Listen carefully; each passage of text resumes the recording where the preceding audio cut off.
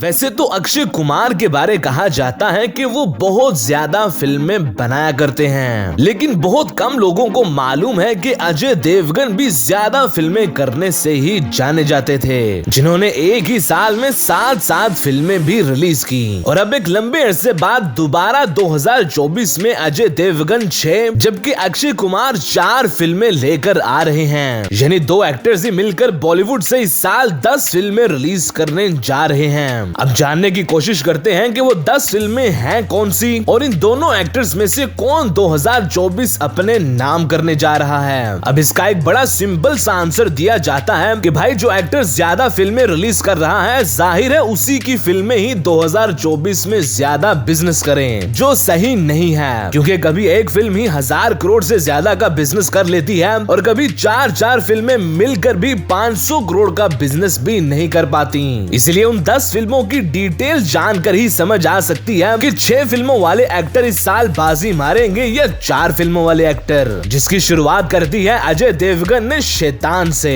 जिसने हॉरर फिल्मों को एक नई जिंदगी ही दे दी है, वरना हॉरर फिल्में ज्यादा बनती ही नहीं हैं और अगर बन जाए तो फ्लॉप हो जाती हैं। लेकिन इस हॉरर फिल्म से अजय देवगन 150 करोड़ के करीब ऑलरेडी अपने नाम कर चुके हैं। इसके बाद अप्रैल में अक्षय कुमार और अजय देवगन दोनों ही एक साथ अपनी फिल्में रिलीज करने जा रहे हैं, एक तरफ बड़े मियां छोटे मियां जैसी फिल्म और दूसरी तरफ मैदान। अब दोनों फिल्में ही बड़े बजट में बहुत ही खूबसूरती से बनाई गई हैं, लेकिन अजय देवगन की फिल्म के लिए 2 प्रॉब्लम्स हैं। एक तो ये क्लैश कर रही है बड़े मियां छोटे मियां से, जिसकी कास्ट भी मैदान से बड़ी है, बजट भी, और डायरेक्टर भी सुल्तान टाइगर जिंदा है और भारत जैसी फिल्में बनाते आ रहे हैं। लेकिन अगर दोनों फिल्मों को एक लेवल का भी मान लिया जाए, तब भी क्लैश की वजह से दोनों फिल्मों के बिजनेस को ही नुकसान होता है। जबकि दूसरी प्रॉब्लम मैदान के साथ उसकी स्टोरी है। ट्रेलर रिलीज के वक्त अजय देवगन ने खुद कहा कि मैदान एक बहुत ही इमोशनल सफर दिखाने जा रही है। अब एक इमोशनल कहानी E2024 के मौके पर रिलीज की जा रही है, जब ज्यादा ऑडियंस कॉमेडी, डांस और थोड़ा एक्शन ही देखना चाहती है, इसलिए ये ज्यादा चलती हुई नजर नहीं आ रही। जैसा कि सलमान खान की फिल्म ट्यूबलाइट नहीं चल सकी क्योंकि ईद के मौके पर लोग सिनेमा से रोते हुए बाहर नहीं आना चाहते, और ट्यूबलाइट के वक्त तो क्लैश भी नहीं थी, यानी सिर्फ सलमान खान की फिल्म ही ऑडियंस देख सकती थी। और अब तो बड़े मियां छोटे मियां जैसी ऑप्शन भी अवेलेबल है, जिसमें कॉमेडी, एक्शन और डांस सब कुछ ही एक अलग लेवल का ही देखने को मिलेगा। इसलिए यहाँ अक्षय की फिल्म 200 से 300 करोड़ का बिजनेस कर सकती है, जबकि 300 करोड़ से ज्यादा बिजनेस भी हो सकता है, क्योंकि इस फिल्म को बनाया ही 350 करोड़ के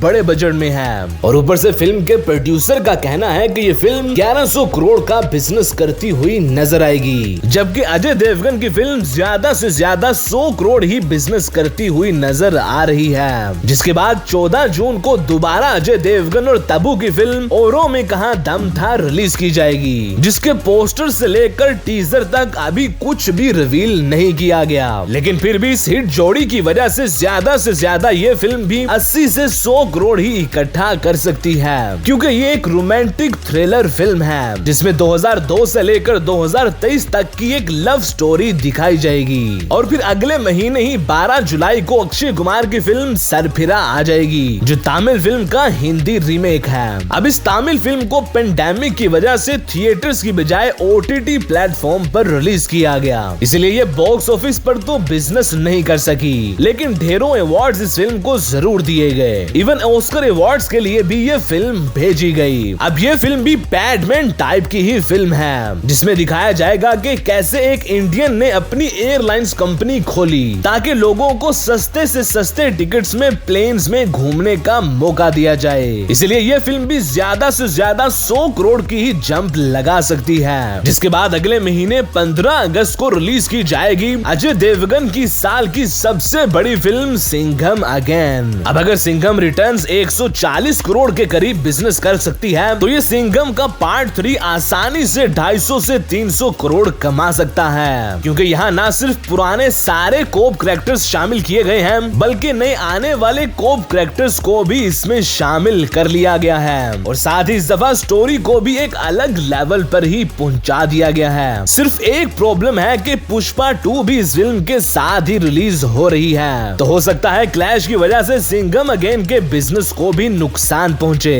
अब अगस्त के बाद रह गए 4 महीने और 4 ही फिल्में। अक्षय कुमार की 2 फिल्में, जिसमें से स्काई फोर्स अक्टूबर में रिलीज की जाएगी, जबकि वेलकम टू द जंगल दिसंबर में रिलीज होगी। स्काई फोर्स अभी के लिए कुछ खास चलती हुई नजर नहीं आ रही। टीजर और ट्रेलर के बाद ही ज्यादा चीजें क्लियर हो सकेंगी। जबकि वेलकम जैसी फ्रेंचाइज का तीसरा पार्ट अगर अच्छा बनाया गया तो ये भी बहुत ही कमाल का बिजनेस कर सकता है, क्योंकि इसमें ओजी हेरा फेरी गैंग, मुन्ना भाई गैंग और तकरीबन सारे ही इंडियन कॉमेडी स्टार्स को शामिल कर लिया गया है, जिसे बना अच्छा लिया जाए तो 200 से 300 करोड़ ये फिल्म इकट्ठा कर सकती है। जबकि अजय देवगन की बाकी दोनों फिल्में ही कोई बड़ी छलांग लगाती नजर नहीं आ रही। एक तो रेड का पार्ट 2 12 नवंबर को रिलीज किया जाएगा, जो 100 से 150 करोड़ बिजनेस करने का ही पोटेंशियल रखता है, जैसा कि रेड ने 100 करोड़ के करीब ही बिजनेस किया। जबकि दूसरी फिल्म में अजय देवगन के साथ उनके नेफ्यू अमन देवगन और रवीना टंडन की डॉटर भी डेब्यू करने जा रही हैं। इस फिल्म का अभी ना नाम रिवील किया गया है और ना ही रिलीज डेट, इसीलिए इसके बारे कुछ ज्यादा कहा नहीं जा सकता। लेकिन ये जरूर बताया जा रहा है कि अजय देवगन इसमें एक ऐसी लुक के साथ एक्शन करते हुए नजर आएंगे जो पहले कभी नहीं देखी गई। अब इन 10 फिल्मों को देखने के बाद लगता है कि अजय देवगन ही 2024 को अपने नाम करने जा रहे हैं, जो 3 बड़ी और 3 छोटी फिल्में रिलीज करके 700 से 800 करोड़ एक ही साल में कमा सकते हैं। जबकि अक्षय कुमार अपनी तीनों फिल्मों बड़े मियाँ छोटे मियाँ, वेलकम टू द जंगल और सरफिरा से ही अच्छा खासा बिजनेस कर सकते हैं। अगर अली अब्बास जफर अपनी पिछली फिल्मों की तरह ही डिलीवर करें और वेलकम की पिछली फिल्मों की तरह ही ये तीसरा पार्ट भी बनाया जाए, लेकिन फिर भी अजय देवगन ही ज्यादा इस साल बिजनेस करते हुए नजर आ रहे हैं, क्योंकि अक्षय कुमार की दोनों बड़ी फिल्में ही क्लैश में रिलीज हो रही हैं। एक ईद 2024 जबकि दूसरी क्रिसमस 2024 पर। इसलिए इंतजार करते हैं इस साल के खत्म होने का